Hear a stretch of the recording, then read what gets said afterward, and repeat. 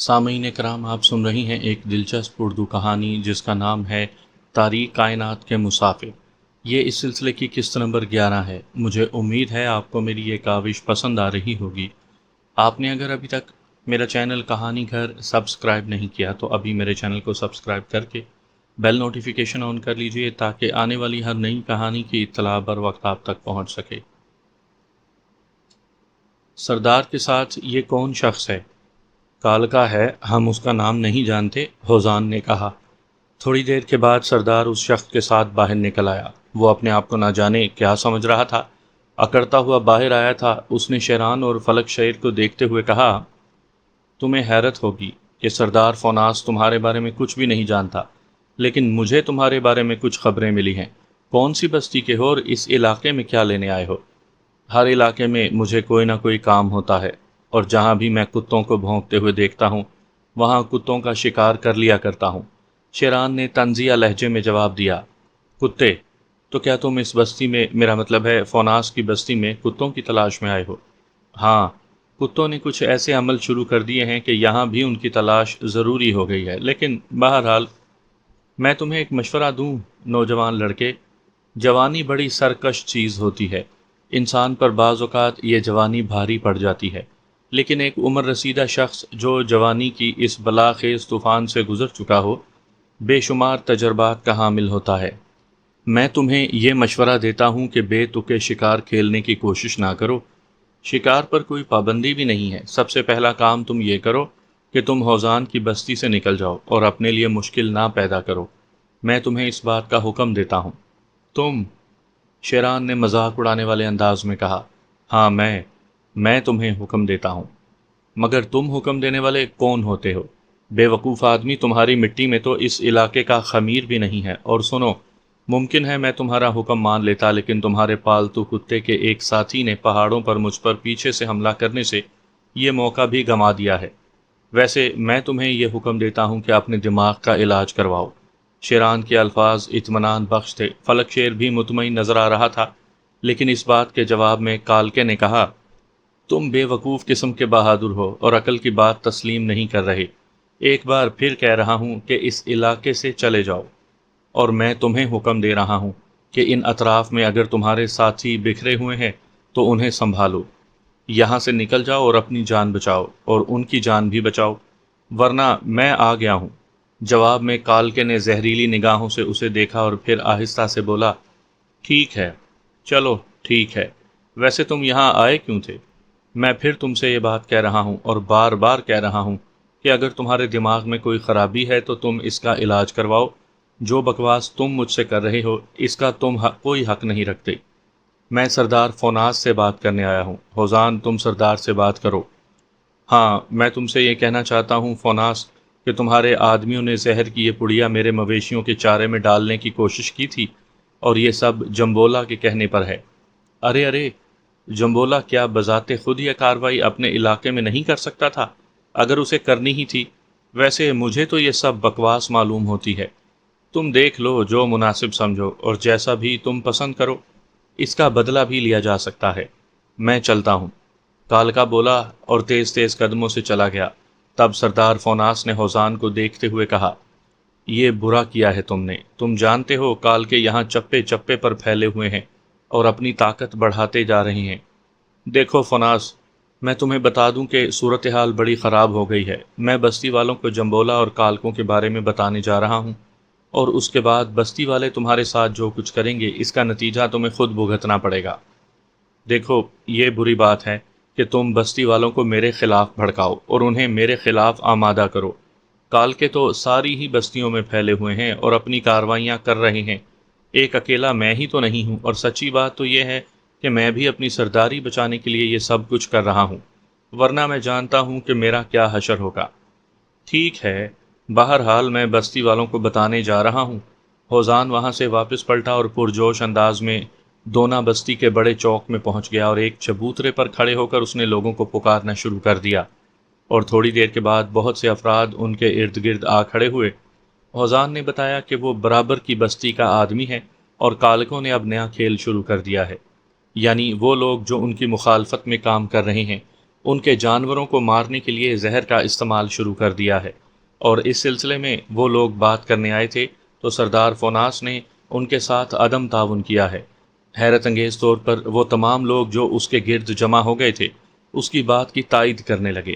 ان کے چہرے سرخ ہو گئے اور تھوڑی سی دیر کے بعد خاصی ہنگامہ آرائی شروع ہو گئی، لیکن شیران اور فلک شیر کی نگاہیں قرب و جوار کا جائزہ لے رہی تھیں، اور انہیں یہ اندازہ ہوتا جا رہا تھا کہ کالی بھیڑیں بھی ان لوگوں میں آ کر جمع ہوتی جا رہی ہیں۔ پھر اس نے دیکھا کہ ہندان بھی اپنے گھوڑے پر وہاں آ گیا ہے، اور اس کے ساتھ 2-3 آدمی موجود ہیں جو مسلح ہیں۔ شیران نے فلک شیر کی طرف رخ کیا اور آہستہ سے بولا، فلک شیر، صورتحال کا جائزہ لے رہے ہو؟ ہاں، میرا خیال ہے کچھ گڑبڑ ہونے ہی والی ہے۔ وہ لوگ خود بھی محتاط ہو گئے۔ ادھر ہندان تھوڑے فاصلے پر آ کر کھڑا ہو گیا۔ اس کی آنکھوں میں صفاقی نظر آ رہی تھی، اور یوں لگ رہا تھا جیسے اب ہوزان پر حملہ ہونے والا ہے۔ پتہ نہیں ہندان نے شیران اور فلک شیر کو دیکھا تھا یا نہیں، لیکن بہرحال تھوڑی دیر کے بعد ہوزان کے قریب پہنچ کر اس نے ہوزان کی گردن پر ہاتھ مارا اور ہوزان گر پڑا۔ لیکن اسی لمحے فلک شیر تیز رفتاری سے آگے بڑھا اور ہندان کے قریب پہنچ گیا۔ اس نے ہندان کو دیکھتے ہوئے کہا، اور میں نے تجھے منع کیا تھا کہ ہوزان کے خلاف کوئی ایسا عمل نہ کرنا جس سے اسے کوئی نقصان پہنچے، کیونکہ اب ہم اس کے ساتھ ہیں۔ اسی وقت ایک لمبے چوڑے بدن کا آدمی آگے بڑھ کر فلک شیر کے پاس آ کر کھڑا ہوا، اور تجھ سے یہ کہا جا رہا ہے کہ اور کہا جاتا رہے گا کہ اپنی موت کو آواز مت دے، کہیں ایسا نہ ہو کہ ہم تیری ہڈیاں توڑنے پر مجبور ہو جائیں۔ ابھی اس شخص کے منہ سے صرف اتنا ہی نکلا تھا کہ پیچھے سے شیران کا ہاتھ اس کے جبڑے پر پڑا، اور یہ ضرب اتنی زیادہ شدید تھی کہ وہ سڑک کے کنارے تک چلا گیا۔ اس نے بمشکل تمام توازن برقرار رکھا تھا، لیکن سڑک کے کنارے پہنچ کر اس کا پاؤں پھر پھسلا اور وہ زمین پر گر گیا۔ شیران آندھی کی طرح آگے بڑھا اور اس نے اس کے ٹھوکر ماری، لیکن گرنے والا شخص پھرتی سے کھڑا ہو گیا تھا۔ شیران نے آگے بڑھ کر اسے گریبان سے پکڑ کر اٹھایا اور ایک بار پھر اٹھا کر دور پھینک دیا۔ غرض یہ کہ اس نے اس شخص کی اچھی خاصی پٹائی کر دی، جبکہ دوسرے لوگ بالکل خاموش کھڑے تھے۔ خود ہندان بھی کچھ نہیں بولا تھا، اور اس کی وجہ بھی سمجھ میں آ گئی۔ مجمع کی نگاہیں خون خوار ہو گئی تھیں، اور ایسے لگ رہا تھا کہ وہ سارے کے سارے اس وقت ہوزان اور اس کے ساتھیوں کے ساتھ ہو گئے ہیں، اور اگر ذرا بھی دوسری طرف سے مداخلت ہوئی تو وہ لوگ ان پر ٹوٹ پڑیں گے۔ ادھر شیران نے اس شخص کو مار مار کر ادھمواں کر دیا تھا۔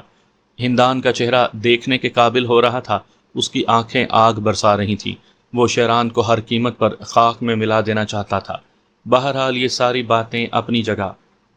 جب وہ شخص اچھی طرح پٹ گیا اور لمبا لمبا زمین پر لیٹ گیا تو ہندان فوراً آگے بڑھا اور ایک عجیب سے احمقانہ انداز میں وہ شیران سے لپٹ گیا۔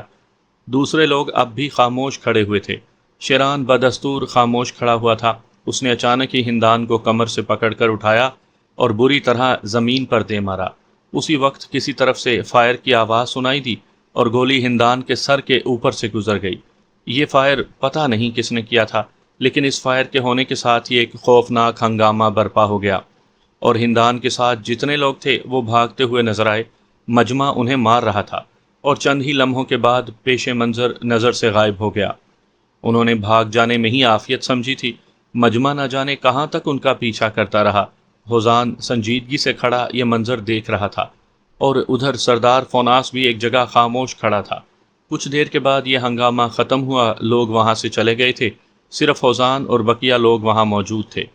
تب فوناس آہستہ آہستہ چلتا ہوا ہوزان کے پاس پہنچا اور اس نے مدھم لہجے میں کہا، جو کچھ ہوا ہے اس وقت تو جانتا ہے، ہوزان، اس کا نتیجہ کیا نکلے گا۔ میں تو کھیل ہی کھیل میں تجھ سے یہ کہنا چاہتا تھا کہ اس وقت ہم جن حالات سے گزر رہے ہیں وہ ہمارے حق میں نہیں ہیں۔ ہمیں ہر جگہ ہوشیار رہنا پڑتا ہے۔ ہم میں سے کوئی سنجیدہ انسان یہ نہیں چاہتا کہ باہر کی دنیا کے لوگ ہم پر قابو پا لیں، لیکن تو نہیں جانتا ہوزان، یہ انسان کس قدر چالاک ہیں، ذہین اور فتین ہیں۔ ہم ان کا مقابلہ نہیں کر سکتے۔ اپنی جان دینا بہت مشکل کام ہے، کوئی خوشی سے یہ سب کچھ نہیں کرتا۔ ہم بھی سب اپنی بچت چاہتے ہیں، اور بچت کے لیے ہم وہ کہتے ہیں، وہ بولتے ہیں جو ہمارے لیے ممکن ہو۔ بات سمجھ میں آ رہی ہے نا؟ لیکن جو کچھ ہو رہا ہے اس کے بارے میں تم کیا کہتے ہو؟ صرف اتنا کہ بہت سی بستیوں میں کال کے اپنا اقتدار قائم کر چکے ہیں۔ وہ خود حکومت نہیں کرتے، بلکہ اپنی پسند کے شخص کو وہاں متعین کرتے ہیں اور اس سے اپنے مفادات حاصل کرتے ہیں۔ لیکن افسوس تو یہ ہے کہ یہی ہماری بچت کا ذریعہ ہے، ورنہ ہم مصیبت میں گرفتار ہو جائیں۔ سمجھ رہے ہو نا میری بات؟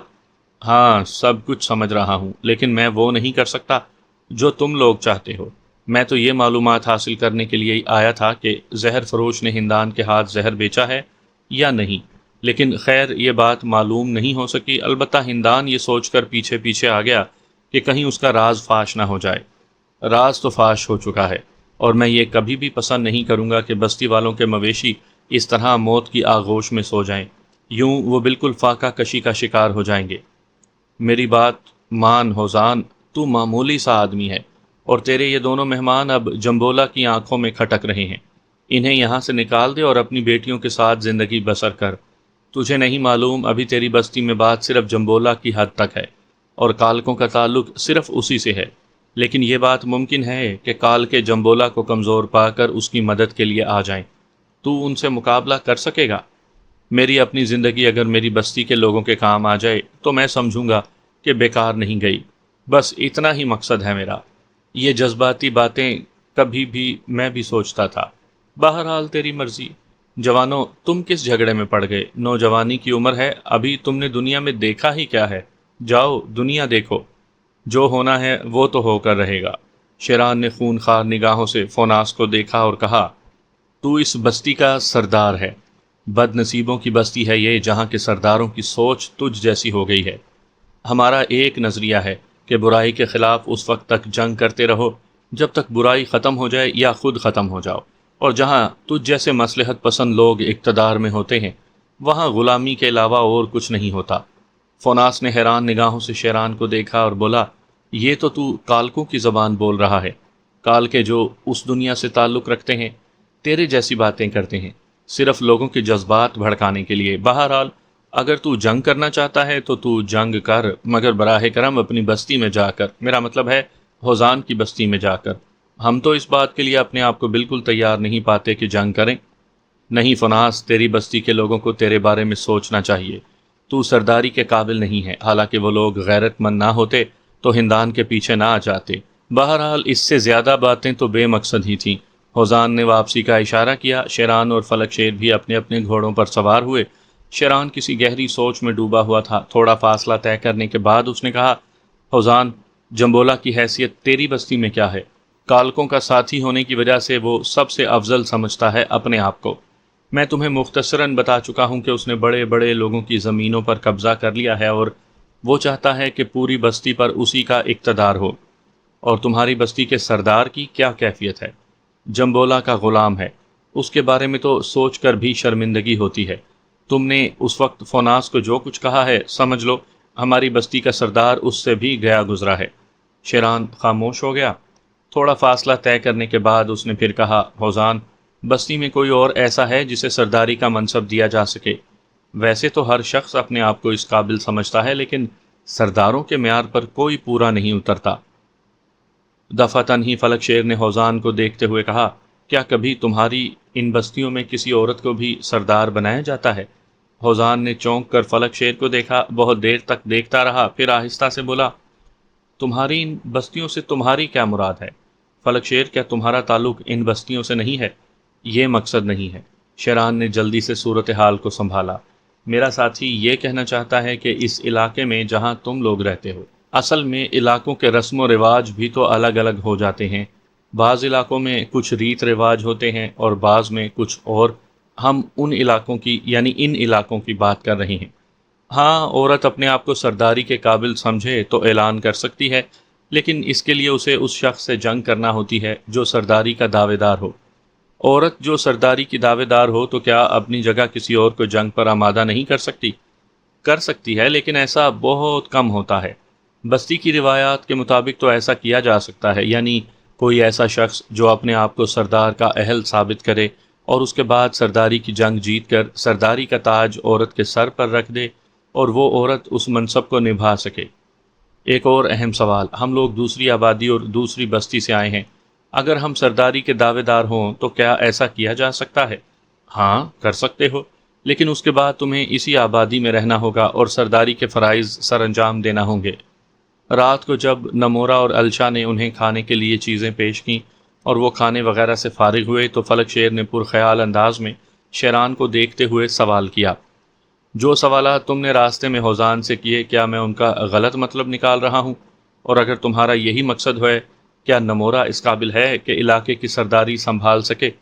نمورا جس قدر ذہین، جتنی زیرک اور سمجھدار ہے، یقینی طور پر تم نے بھی اس کے بارے میں اندازہ لگا لیا ہوگا۔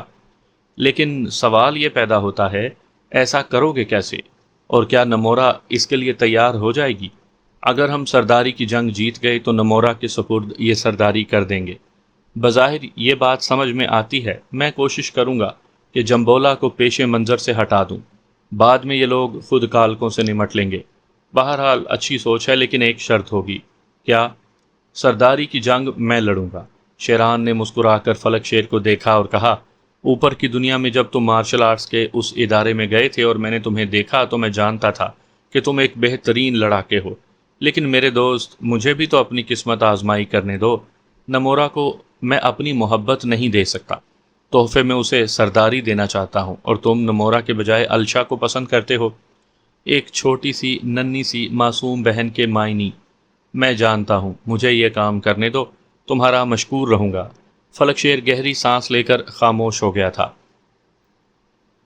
بہرحال یہ ساری باتیں اپنی جگہ، یہ دونوں جمبولا کی طرف سے بھی ہوشیار تھے۔ جمبولا جیسا شیطان صفت آدمی کسی بھی لمحے غلط عمل کر سکتا تھا، اور سب سے پہلے وہ اسے اس بات سے روکنا چاہتے تھے۔ وہاں جو کچھ ہوا تھا وہ بھی بے حد خطرناک تھا۔ جمبولا کی دشمنی بڑھتی ہی جا رہی تھی۔ فلک شیر اور شیران نے ہوزان کو یہ تو نہیں بتایا تھا کہ ان کا اصل مقصد کیا ہے، لیکن ہوزان اپنے طور پر بھی یہ ساری کارروائی کر رہا تھا، یعنی وہ بستی کے ایسے راستوں پر جہاں لوگوں کی زیادہ سے زیادہ گزرگاہ تھی، کھڑا ہو کر جمبولا کی کوششوں، کالکوں سے اس کی دوستی اور آنے والے وقت کے زبردست خطرات کے بارے میں لوگوں کو بتاتا رہتا تھا۔ اس سلسلے میں خاصی افراتفری پھیل گئی تھی، اور اس کا نتیجہ بھی ضرورت کے مطابق ہی نکلا۔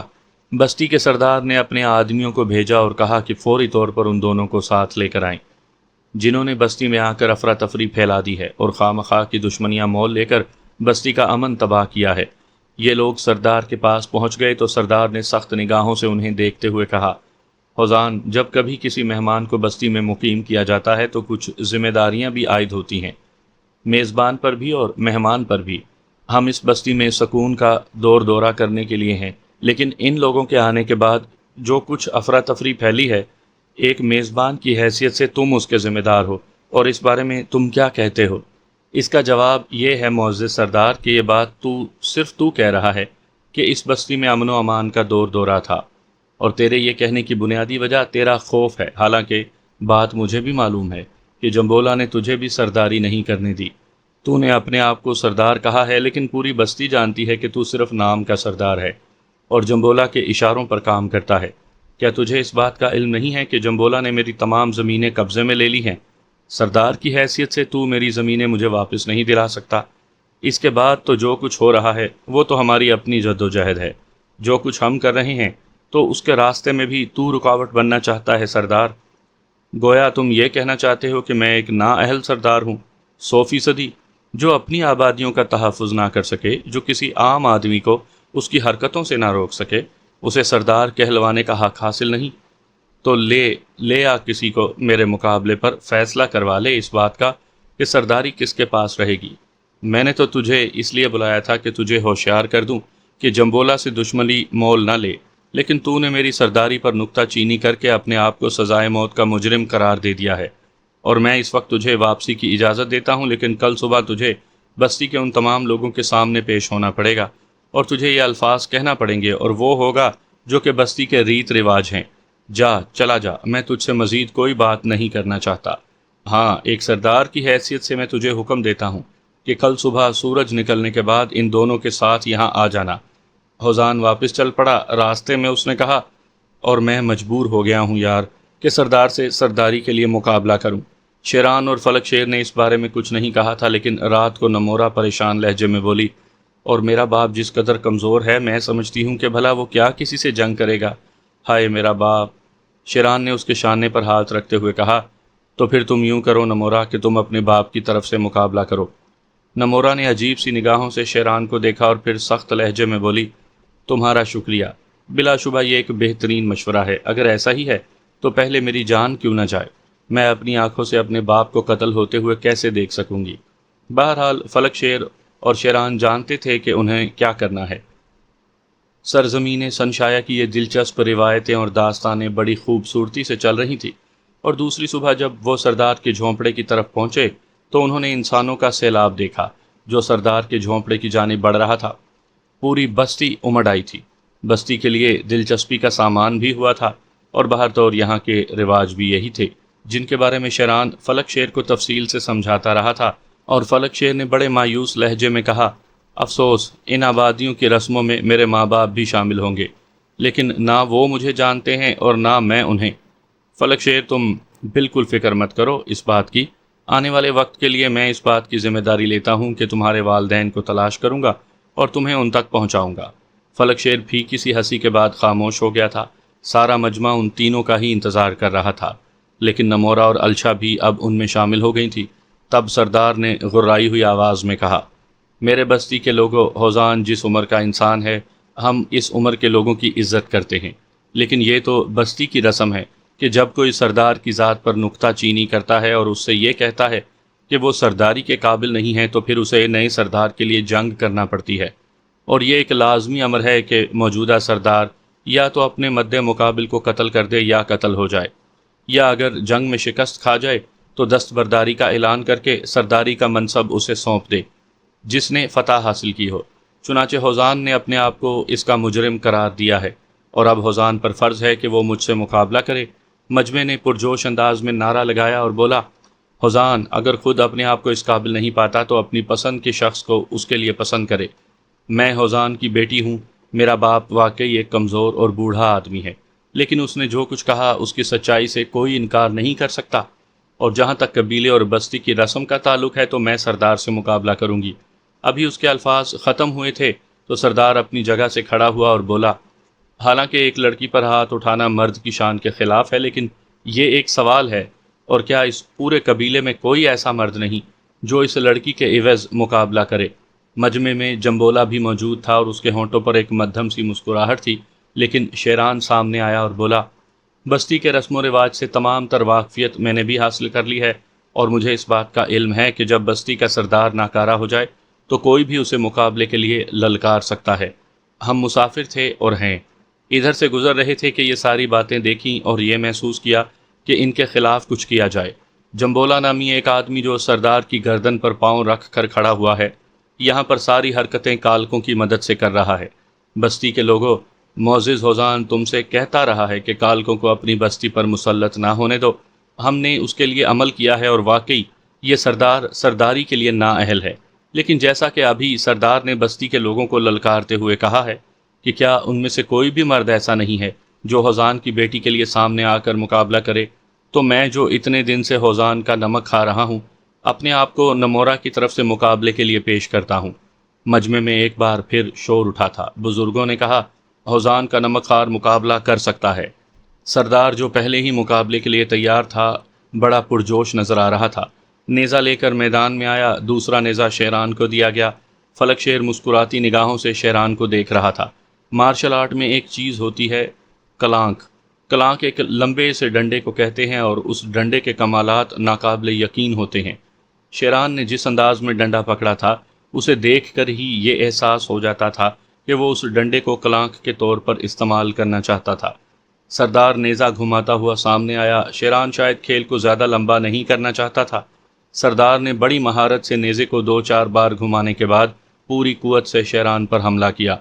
شیران نے اپنے نیزے کا آخری سرا اس کے نیزے پر مارا، اور پھر دوسرے لمحے اس نے اپنا نیزہ سردار کے پیٹ میں گھونپا اور سردار کو کلانک کے سٹائل پر نیزے کی نوک پر اٹھا لیا۔ نیزہ سردار کی پشت سے باہر نکل گیا تھا اور شیران نے اسے بلند کر کے گھمانا شروع کر دیا تھا۔ ایک لمحے کے اندر اندر کسی کو اس طرح موت کے گھاٹ اتار دینا انتہائی وحشت ناک عمل تھا۔ خود فلک شیر بھی ایک لمحے کے لیے حیران رہ گیا تھا۔ شیران کی قوت بازو کا اندازہ تو اسے تھا، لیکن بات اب تک رائفلوں اور گولیوں تک رہی تھی، اس لیے اسے اندازہ نہیں ہو سکا تھا۔ لیکن آج جو کچھ اس نے دیکھا، اسے دیکھ کر فلک شیر کو بھی احساس ہوا کہ شیران کی پراسرار قوتیں ناقابل تسخیر ہیں، اور پھر دوسرا عمل یہ ہوا کہ شیران نے سردار کو اسی طرح اپنے ہاتھوں پر اٹھائے نیزے کے نچلے حصے کو زمین کے ایک نرم گوشے پر دبایا اور وہ کوئی 8 انچ تک اندر دھنستا چلا گیا۔ یہ بھی قوت بازو کا ایک انوکھا کرشمہ تھا، اور اس وقت ایک عجیب و غریب فضا بستی کے لوگوں کی نگاہوں کے سامنے تھی۔ یعنی بستی کا سردار مردہ ہو کر نیزے کی نوک پر لٹکا ہوا تھا اور اسے زمین پر گاڑ دیا گیا تھا، لیکن اسی وقت عقب سے جمبولا غراتا ہوا آگے آیا اور اس نے شیران کے سامنے کھڑے ہو کر کہا، اور یہ بھی بستی کی رسم ہے کہ سرداری کے منصب کے لیے جیتنے والے کو فوراً ہی سرداری کے منصب کے لیے للکار دیا جاتا ہے۔ اس بیچارے معصوم سے انسان کو ہلاک کرنا کوئی بڑی بات نہیں تھی۔ میں نے سرداری کا دعویٰ اس لیے نہیں کیا تھا کیونکہ وہ سردار میرا دوست تھا، لیکن تو میرا دوست نہیں دشمن ہے۔ شیران مسکرایا، پھر بولا، ٹھیک ہے، مجھے اپنی دشمنی پر فخر ہے، اور تیرے لیے ایک رعایت بھی ہے۔ وہ یہ رعایت ہے کہ میں خالی ہاتھ تجھ سے لڑوں گا، تو کون سا ہتھیار استعمال کرنا چاہتا ہے؟ اس طرح کی جنگ کے لیے صرف نیزہ استعمال ہو سکتا ہے۔ یہ بھی بستی کا قانون ہے، ورنہ اتنی گولیاں تیرے سینے میں اتارتا کہ تجھے خود ان گولیوں کو گننا مشکل ہو جاتا۔ جمبولا نے جواب دیا، ٹھیک ہے، تو نیزہ اٹھا لے، مجھے یقین ہے کہ تو مرحوم سردار کا نیزہ استعمال کرے گا۔ ایک ہارے ہوئے انسان کا نیزہ استعمال کرنا میرے لیے ممکن نہیں۔ جمبولا نے پیچھے ہاتھ کیا اور جمبولا کے ایک ساتھی نے نیزہ لا کر اس کے ہاتھ میں دے دیا۔ شیران نے واقعی نیزہ قبول نہیں کیا تھا، اور فلک شیر کے چہرے پر ایک لمحے کے لیے پریشانی کے آثار نمودار ہوئے تھے۔ پہلے تو اس نے دیکھ لیا تھا کہ شیران نے کلانک کا داؤ استعمال کیا تھا، لیکن اب وہ کیا کرے گا جبکہ مد مقابل کے ہاتھ میں نیزہ تھا، اور بلا شبہ جمبولا کسی ہاتھی کی طرح طاقتور چوڑے چکلے بدن کا مالک نظر آتا تھا۔ اس کی خونخوار آنکھیں شیران پر جمی ہوئی تھی۔ ادھر فلک شیر نے اپنے دونوں ہاتھوں میں ریوالور نکال لیے تھے۔ مقابلہ شروع ہونے سے پہلے فلک شیر نے کہا، بستی کے رہنے والوں، ہم بستی کے مہمان ہیں اور جو کچھ ہو رہا ہے اس کی وجہ لوگ اچھی طرح جانتے ہیں۔ یہاں کال کے جس طرح اپنا تسلط جما رہے ہیں، ہوزان سے سب کچھ سننے کے بعد ہمارے دلوں نے اس بات کو قبول نہیں کیا کہ کال کے پے در پے یہاں کے لوگوں کو نقصان پہنچاتے رہیں۔ تم لوگ ضرور یہ سوچو گے کہ ہم تمہارے معاملات میں دخل اندازی کرنے والے کون ہوتے ہیں، لیکن دوستو، کبھی کبھی کسی ایک کا چھوٹا سا احسان بہت بڑی بات بن جاتا ہے۔ ہم اس بستی میں داخل ہوئے تو ہم پر گولی چلائی گئی، میرا ساتھی زخمی ہو گیا، اور اس وقت بزرگ ہوزان نے ہم پر احسان کیا، اور احسان ماننا انسانوں کا ہی کام ہوتا ہے۔ چنانچہ انسانیت کے رشتے سے ہم پر یہ فرض عائد ہو گیا کہ ہم بابا ہوزان کی عزت کریں اور ان کے احسان کا صلہ دیں۔ تو بعد میں ہمیں معلوم ہوا کہ یہاں کچھ لوگ برائیوں میں اتنا آگے بڑھ چکے ہیں کہ انسانیت کی پہچان ختم کر دی ہے۔ انہوں نے یہ فرض ہر شخص پر عائد ہوتا ہے کہ وہ دوسرے کی مدد کریں۔ چنانچہ اس رشتے سے میرا ساتھی آج سرداری کی جنگ لڑ رہا ہے۔ یہ مقابلہ جمبولا اور میرے ساتھی کے درمیان ہے، لیکن میں صرف یہ بتا دینا چاہتا ہوں کہ اگر کسی نے ان دونوں کی لڑائی میں مداخلت کی تو میں اسے بھون کر رکھ دوں گا۔ زیادہ سے زیادہ بعد میں میری جان لے لی جائے، لیکن اس بات سے میں پہلے ہی آگاہ کیے دیتا ہوں کہ کسی دوسرے کو اس جنگ میں مداخلت نہیں کرنی چاہیے۔ ہاں، یہاں جتنے دلیر سورما ہیں، ایک ایک کر کے وہ سب مقابلے میں حصہ لے سکتے ہیں، لیکن اس سے پہلے کوئی کچھ نہیں کرے گا۔ لوگوں پر سکتہ طاری تھا۔ پھر اچانک ہی جمبولا نے نیزے کو آگے بڑھایا۔ یہ شیران کی مہارت تھی کہ اس نے نیزے کی لمبائی اور جمبولا کے ہاتھ کی پہنچ کا اندازہ لگا لیا تھا۔ جمبولا نے پورا ہاتھ سیدھا کیا تھا اور نیزہ شیران کے پیٹ میں مارنے کی کوشش کی تھی، لیکن شیران اس سے صرف 2 انچ کے فاصلے پر تھا، اور جمبولا جیسے جیسے قدم آگے بڑھا کر شیران کو اپنے نیزے سے زخمی کرنے کی فکر کر رہا تھا، شیران ویسے ہی پیچھے ہٹتا جا رہا تھا۔ اچانک ہی جمبولا نے ایک تیز دوڑ لگائی اور شیران اس کے سامنے سے ہٹ گیا۔ جمبولا اپنی جھونک میں آگے بڑھا تھا اور اسی کوشش میں وہ شیران کے بالکل قریب پہنچا۔ نیزہ سیدھ میں تھا، نکل گیا۔ شیران نے جمبولا کے پیٹ پر ایک زوردار گھونسا مارا اور پھر اس کی گردن پکڑ کر اپنی پشت پر لاد لیا۔ اس کے بعد اس نے جمبولا کو اپنی پشت سے اٹھا کر زمین پر دے مارا۔ جمبولا نے فوراً ہی پلٹ کر اپنے آپ کو اس کی کوہنی کی زد سے بچایا تھا، لیکن شیران کوہنی کے بل گرا ہی کہاں تھا۔ وہ بس اتنا جھکا تھا جتنا ممکن ہو سکتا اور سیدھا ہو گیا تھا۔ جمبولا نے بدلی ہوئی جگہ میں اپنے آپ کو سنبھال کر کھڑا ہونے کی کوشش کی۔ نیزہ اس نے ہاتھ سے نہیں چھوڑا تھا۔ اس نے فوری طور پر اسی انداز میں شیران کو نیزے پر اٹھانے کی کوشش کی جس طرح شیران نے سردار کو اٹھایا تھا، لیکن بات الٹی ہو گئی۔ شیران نے نیزے کی نوک پکڑ کر زمین کی طرف دبائی اور سرا جمبولا کے پیٹ پر رکھا۔ جمبولا کو اپنا آپ بچانا مشکل ہو گیا تھا۔ جیسے ہی وہ اچھل کر نیچے آیا، شیران نے اسے اپنے دونوں ہاتھوں پر سنبھالا، سر سے بلند کیا اور سر کے بل ہی زمین پر دے مارا۔ حالانکہ مارشل آرٹ کے اس داؤ سے فلک شیر واقف نہیں تھا، لیکن اس نے یہ بات اچھی طرح محسوس کر لی تھی کہ شیران کسی بھی جنگ کو لمبا کرنا پسند نہیں کر رہا، بلکہ وہ فیصلے کر رہا ہے اور جلد از جلد اس مسئلے کو ختم کر دینا چاہتا ہے۔ جمبولا جس قوت سے زمین پر ٹکرایا تھا اور سر کے بل ٹکرایا تھا، اس کا نتیجہ جو ہونا چاہیے تھا وہ نگاہوں کے سامنے تھا۔ اس کی گردن کی ہڈی ٹوٹ گئی اور وہ زمین پر پڑا تڑپتا ہوا مچھلی کی طرح تڑپنے لگا۔ دیکھنے والوں کو ایک لمحے کے لیے اندر یہ اندازہ ہو گیا تھا کہ جمبولا ختم ہو گیا ہے۔ شیران پرادب انداز میں پیچھے ہٹا اور پھر اس نے مجمع کی طرف دیکھ کر اور نرم لہجے میں پوچھا، بستی کے رسم و رواج کی دل و جان سے قدر کرتا ہوں، میں اس کی عزت و احترام کرتا ہوں۔ میرے ساتھی نے میری طرف سے جو کچھ کہا میں اس کی پابندی کرنے کے لیے مجبور ہوں۔ ہر وہ شخص جو اپنے آپ کو سرداری کے لیے موزوں سمجھتا ہو، یہ فیصلہ کر لے کہ سردار بننے کا حق اسے حاصل ہے یا مجھے۔ مجمع پر سکتہ طاری تھا، سانسوں کی آواز صاف سنائی دے رہی تھی۔ اس کے بعد بھلا کس کی مجال تھی جو سامنے آتا؟ کوئی کال کا اس وقت یہاں موجود نہیں تھا اور فلک شیر کی عقابی نگاہیں دور دور تک کا جائزہ لے رہی تھی۔ پھر جب خاصا وقت گزر گیا تو بستی کے چند معزز بوڑھے آگے بڑھے اور انہوں نے ایک سرخ رومال شیران کے ماتھے پر باندھتے ہوئے کہا، اور تو سرداری کا حق حاصل کر چکا ہے۔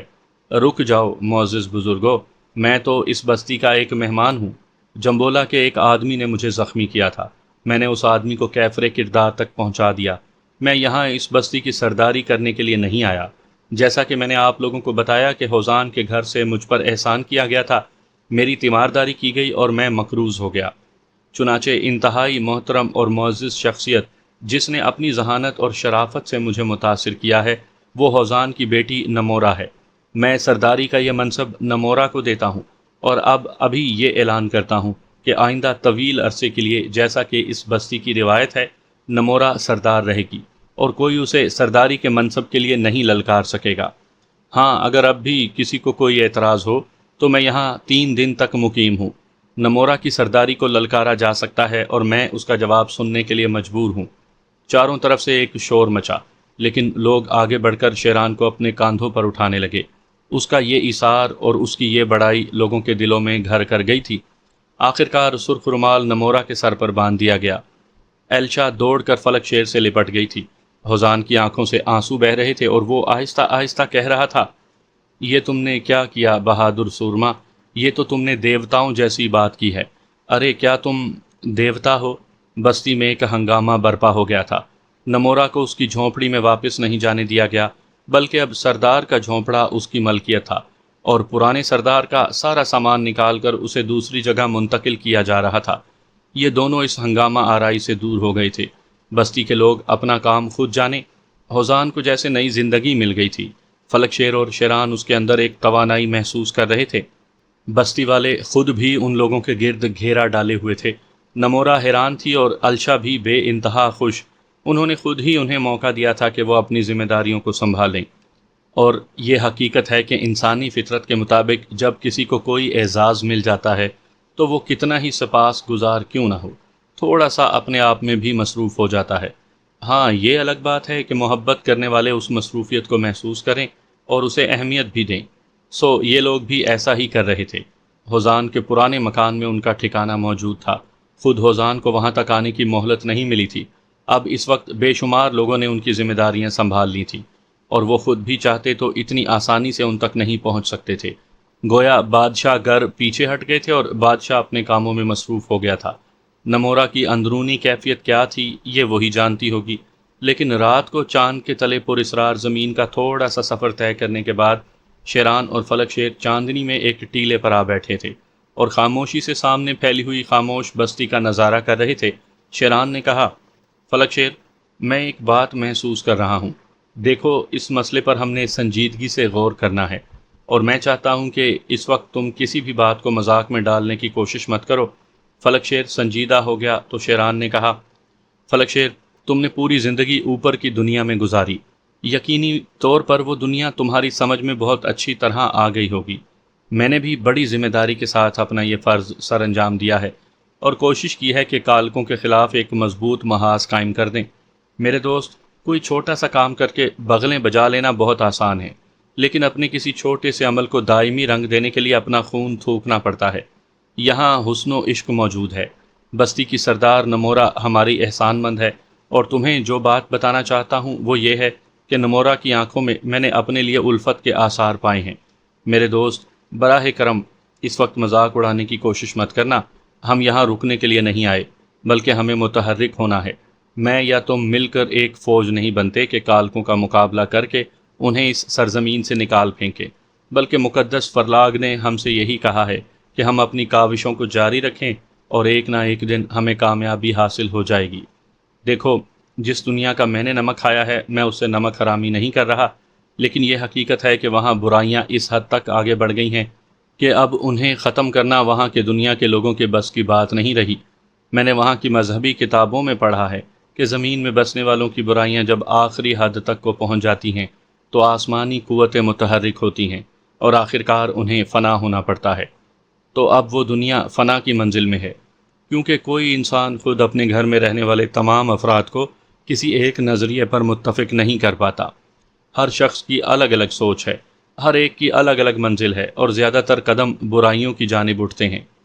تو میں تم سے یہ کہہ رہا تھا کہ چونکہ میں نے نمورا کی آنکھوں میں اپنے لیے محبت کے آثار پائے ہیں، میں جانتا ہوں کہ سرداری ملنے کے بعد وہ عارضی طور پر بہت کچھ بھول گئی ہے، لیکن اسے سرداری بھی میرے ہی ذریعے ملی ہے۔ چنانچہ خود ہوزان بھی یہی چاہے گا کہ نمورا میری زندگی میں شامل ہو جائے۔ لیکن تم خود سوچو کہ ہم جو سن شایہ کی وسعتوں میں نہ جانے کیسے کیسے کاموں کے لیے مخصوص کر دیے گئے ہیں، کسی ایک جگہ رک کر کیا حسن و عشق سے لطف اندوز ہو سکتے ہیں؟ ہرگز نہیں میرے دوست، ہرگز نہیں۔ ہمیں تو ہمارا فرض پکار رہا ہے۔ ہم دو مل کر ایک فوج نہیں بن سکتے، لیکن جہاں بھی ہم کالکوں کی دست درازی دیکھیں گے، وہاں اپنے ساتھیوں کو ہم آواز بنا کر کالکوں کے خلاف عمل کریں گے، اور یہی تو ہمارا مقصد ہے، اور اسی کے لیے ہمیں مقدس فرلاگ نے مخصوص کیا ہے۔ فلک شیر ان باتوں سے بڑا متاثر نظر آ رہا تھا۔ یہی وجہ تھی کہ اس نے اپنی زبان بالکل بند رکھی ہوئی تھی، اور جب شیران خاموش ہوا تو اس نے کہا، میں تمہاری ایک ایک بات سے متفق ہوں شیران، لیکن جو اصل بات ہے وہ تم نے مجھے ابھی تک نہیں بتائی۔ ان تمام باتوں کے پس منظر میں کیا ہے؟ تم کیا کہنا چاہتے ہو؟ دوست، وقت کہہ رہا ہے کہ ان لوگوں کو ان کے ایوانوں میں مست چھوڑ کر ہم اپنی منزل کی طرف سفر کریں۔ اوہو، تمہارا مقصد ہے کہ ہم یہاں سے نکل چلیں؟ نہ صرف نکل چلیں بلکہ نہایت خاموشی کے ساتھ، ورنہ یہ لوگ ہمیں کہیں نہیں جانے دیں گے۔ فلک شیر ایک دم کچھ اداس سا ہو گیا تھا۔ کچھ لمحے غور کرنے کے بعد اس نے کہا، تم یقین کرو، تم بالکل ٹھیک کہہ رہے ہو، اور مجھے تمہاری ایک بات سے بھی اختلاف نہیں ہے۔ بس ذرا سا الشا کا خیال آ رہا تھا۔ اس چھوٹی سی ننھی سی مخلوق نے مجھے اپنی محبت کے جال میں جکڑ لیا ہے۔ میں مانتا ہوں، اور تم کیا سمجھتے ہو کہ میں جذبات سے عاری کوئی انسان ہوں؟ میں خود متاثر نہیں ہوتا ان باتوں سے، لیکن میرے دوست، ہمارا فرض، ہمارا منصب ہم سے کچھ اور ہی چاہتا ہے۔ ہم ایک جگہ رک کر اپنی زندگی نہیں گزار سکتے۔ اگر ایسی بات ہے تو پھر فوراً ہی یہ عمل کیوں نہ کیا جائے؟ وہ لوگ ابھی خوشیوں کا جھولا جھول رہے ہیں، اور ہم انہیں خوش رہنے دیں اور خاموشی سے یہاں سے نکل چلیں۔ آہ، تم نے میرے دل کی بات کہہ دی۔ واقعی ایسا ہی ہونا چاہیے۔ گھوڑے موجود ہیں، ہم ہوزان کے استبل سے 2 گھوڑے لے لیں، اور اپنے لیے کھانے پینے کی کچھ اشیاء۔ ہاں، ہمارے پاس رائفلیں اور ریوالور بھی موجود ہیں۔ یہ سرزمین سن شایہ میں ہمارے سب سے بڑے مددگار ہیں۔ گھوڑے اور کھانے پینے کی اشیاء کا بندوبست فوری طور پر کر لو۔ خود ہوزان کی رہائش گاہ پر ہمیں بہت کچھ مل جائے گا۔ آؤ، جب میں نے تم سے اتفاق کر لیا ہے تو میں تمہارا راستہ بالکل نہیں روکوں گا۔ ان چیزوں کا حصول ان کے لیے بالکل مشکل ثابت نہیں ہوا۔ رات کا تیسرا پہر شروع ہوا تھا کہ ان کے گھوڑے تیز رفتاری سے ایک نامعلوم سمت چل پڑے۔ یہ بستی، یہاں کے لوگ، یہاں کی ہنگامہ آرائی، سب آہستہ آہستہ پیچھے رہ گئے، لیکن ان کے دل مطمئن تھے کہ وہ اپنے پہلے پڑاؤ میں ہی کچھ کر کے جا رہے تھے۔ رات کا آخری پہر ختم ہو گیا اور صبح کی روشنی نمودار ہو گئی۔ گھوڑے مستعدی سے اپنا سفر طے کر رہے تھے۔ طے یہ کیا گیا تھا کہ اتنی دور نکل جایا جائے کہ اگر انہیں تلاش کرنے کی کوشش کی جائے تو یہ کامیابی نہ ہو۔ چنانچہ خوب دن چڑھے وہ ایک ایسی پرفضا جگہ پہنچ گئے جسے دیکھ کر آنکھوں کو ایک زندگی کا احساس ہوتا تھا۔ پہاڑوں کا طویل سلسلہ دور تک چلا گیا تھا، اور ایک عجیب و غریب آبشار پہاڑوں پر سے گر رہا تھا۔ اس کی لمبائی سینکڑوں فٹ تھی۔ پانی کی دھواں اڑاتی ہوئی دھاریں ایک تیز دھاڑ کے ساتھ نیچے گر رہی تھی، اور ایک انتہائی وسیع و عریض دریا اس آبشار سے بن کر بہہ رہا تھا جس نے سمندر کی شکل اختیار کر لی تھی، لیکن فرق اتنا تھا کہ سمندر کے کنارے نہیں ہوتے، جبکہ اس آبشار سے بننے والے طویل و عریض دریا کے کنارے کو بھی دیکھا جا سکتا تھا، لیکن کوئی بڑے سے بڑا دل والا اسے تیر کر عبور کرنے کی جرأت نہیں کر سکتا تھا۔ البتہ پہاڑوں کے عقبی حصے سے بآسانی دوسرے کنارے تک جایا جا سکتا تھا، لیکن طویل فاصلہ عبور کر کے۔ اس آبشار نے قرب و جوار کی زمین کو جو نمی بخشی تھی، قدرتی پیداوار نے اس نمی سے پورا فائدہ اٹھایا تھا، اور تا حد نظر درختوں اور سبزہ زاروں کے حسین مناظر پھیلے ہوئے تھے۔ فلک شیر تو ان مناظر کو دیکھ کر ششدر رہ گیا۔ یہاں ایسے نت نئے جانور بھاگتے دوڑتے نظر آ رہے تھے جن کا کبھی خواب میں بھی تصور نہیں کیا جا سکتا تھا۔ فلک شیر نے کہا، کیا یہاں آنے کے بعد یہاں سے آگے جانے کے بارے میں سوچا جا سکتا ہے؟ اگر انسان کو موقع ملے تو ایسی کسی جگہ پر زندگی کی آخری سانس تک گزار دے، کبھی دل نہیں اکتائے گا۔ ان جانوروں اور حسین پرندوں کے درمیان میری تو آنکھیں حیرت سے پھیل گئی ہیں۔ یہ میری سرزمین ہے۔ تم ایک چیز دیکھو، آسمان والے نے اوپر کی دنیا کو کس طرح سجا دیا ہے۔ وہاں عقل و دانش نے ایسی ایسی گلکاریاں کی ہیں کہ زندگی کی ہر آسائش انسان نے اپنے لیے کر لی ہے، اور یہاں اس نے ایک الگ ماحول دیا ہے۔ پتہ نہیں زمین کے تیسرے طبق میں کیا ہوگا۔ کبھی کبھی تو دل چاہتا ہے کہ اوہو، وہ دیکھو۔ اچانک ہی فلک شیر نے شیران کی بات کاٹ کر ایک طرف اشارہ کیا۔ 100% وہ کوئی انسان ہی تھا جو تیزی سے ایک طرف دوڑا چلا جا رہا تھا۔ یہاں یہ انسان؟ فلک شیر نے حیرت بھرے لہجے میں کہا، آؤ، ویسے تو ان علاقوں میں کوئی آبادی نظر نہیں آتی، اور میں دعوے سے کہتا ہوں کہ اس طرف کوئی آبادی نہیں ہے، لیکن اس انسان کی یہاں موجودگی کوئی نہ کوئی معنی رکھتی ہے۔ وہ تیزی سے اس جانب دوڑے، لیکن جس انسان کو انہوں نے بہت دور سے دیکھا تھا، اس کی تیز چھلانگیں دیکھنے کے قابل تھیں۔ وہ کسی ہرن کی طرح چوکڑی بھر رہا تھا۔ بحالت مجبوری شیران کو اپنا گھوڑا سنبھالنا پڑا، اور اس نے وہ گھوڑا انسان کے تعاقب میں ڈال دیا۔ فلک شیر بھلا پھر پیچھے کہاں رہ سکتا تھا؟ ان دونوں کے تیز رفتار گھوڑے اس انسان کا تعاقب کرنے لگے، لیکن پتہ نہیں وہ انسان تھا یا نہیں۔ فلک شیر کہنا چاہتا تھا کہ دیکھو، تمہیں غیر یقینی وجود کی تلاش تھی، وہ ایک غیر حقیقی وجود تمہارے سامنے موجود ہے، اور تم اسے پکڑ نہیں سکتے۔ بلا شبہ اگر وہ واقعی انسان تھا تو دنیا کا بہت ہی حیرت انگیز انسان، کیونکہ اس کی رفتار گھوڑے سے کہیں زیادہ تھی، اور وہ ایسی لمبی لمبی چھلانگیں بھر رہا تھا کہ یقین نہ آئے۔ گھوڑے بھی جان توڑ کر دوڑ رہے تھے۔ آگے لمبی لمبی جھاڑیاں تھیں، اور وہ ان جھاڑیوں میں بنی پگڈنڈیوں کو تلاش کرتے ہوئے اس کا تعاقب کر رہے تھے۔ زیادہ دیر نہیں گزری تھی کہ اچانک ہی وہ نگاہوں سے اوجھل ہو گیا، اور اسی وقت انہیں ایک تیز نسوانی چیخ سنائی دی۔ گھوڑوں کو قابو میں کرنا بہت مشکل کام ثابت ہوا۔ وہ بڑی مشکل سے جا کر اپنے گھوڑوں کو روک سکے۔ نسوانی چیخ جس طرف سے آئی تھی، وہ سمت انہیں پوری طرح معلوم ہو گئی۔ وہاں کوئی رنگین سی شے نظر آ رہی تھی۔ دوڑنے والا تو نگاہوں سے اوجھل ہو گیا تھا، لیکن جو رنگین شے نظر آئی تھی وہ بھی کوئی انسانی جسم ہی تھا، اور یہ بات بالکل درست تھی کہ یہ وہ دوڑنے والا نہیں تھا جس کا تعاقب کرتے ہوئے وہ وہاں تک آئے تھے۔ ان کے گھوڑے تیز رفتاری سے اس طرف چل پڑے۔ رنگین وجود روشن ہوتا چلا گیا۔